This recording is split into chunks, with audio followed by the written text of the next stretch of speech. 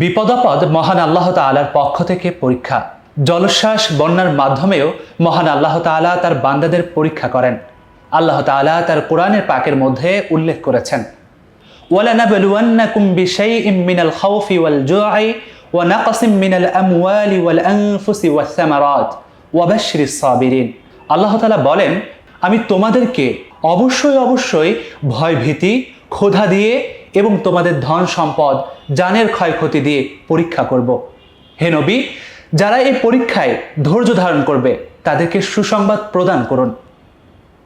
বন্যা জলোচ্ছ্বাসে মানুষের ভয়ভীতি বেড়ে যায়, খাবারের সংকট দেখা দেয়, বিশুদ্ধ পানির সংকট দেখা দেয় এবং ধন সম্পদ ক্ষতির সম্মুখীন হয়ে পড়ে। এই পরিস্থিতিতেও যারা আল্লাহ তাআলার উপরে ভরসা রেখে ধৈর্য ধারণ করে, কোরআনের ভাষ্য মতে আল্লাহ তাআলা তাদের উত্তম প্রতিদান দান করবেন ইনশাআল্লাহ। বাংলাদেশের বিভিন্ন অঞ্চলে পানি বৃদ্ধি পেতে শুরু করেছে, বসতভিটা ডুবে গিয়েছে, হাজার হাজার মানুষ অসহায় হয়ে পড়েছে। এই অসহায় মানুষের প্রতি সদয় হওয়া, তাদের সাহায্যে এগিয়ে আসা আমাদের প্রত্যেকের দায়িত্ব।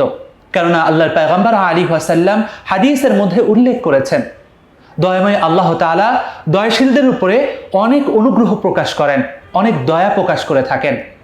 আল্লাহর পয়গম্বর বলেন, ইরহামু আহলাল আরদি ইয়ারহামুকুম মান ফিস সামা।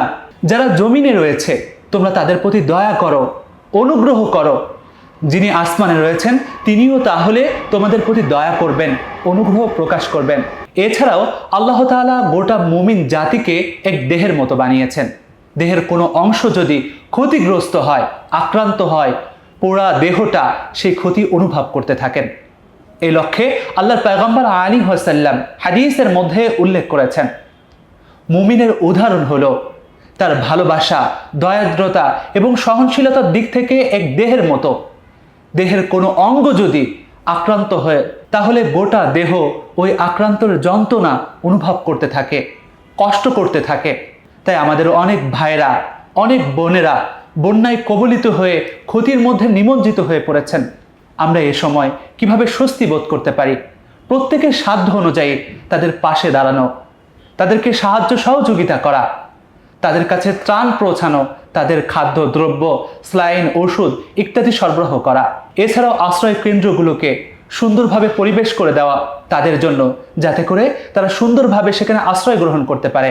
প্রিয় ভাইয়েরা, কেননা এখনই সময় আখিরাতের জন্য বিনিয়োগ করা।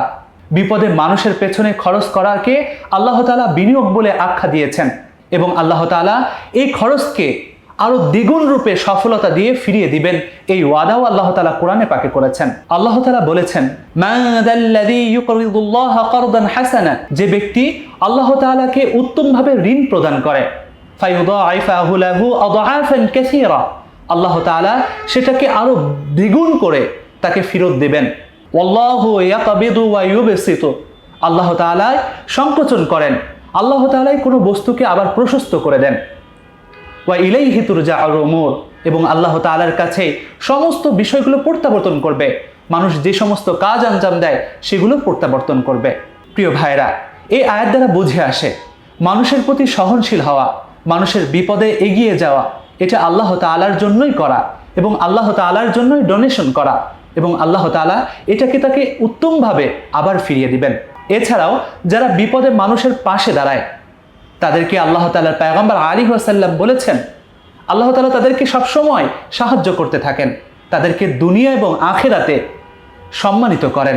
রাসূলুল্লাহ সাল্লাল্লাহু আলাইহি সাল্লামের উপর যখন প্রথম ওহী নাজিল হয় তিনি ভীত হয়ে পড়েন, ভয় পেতে শুরু করেন।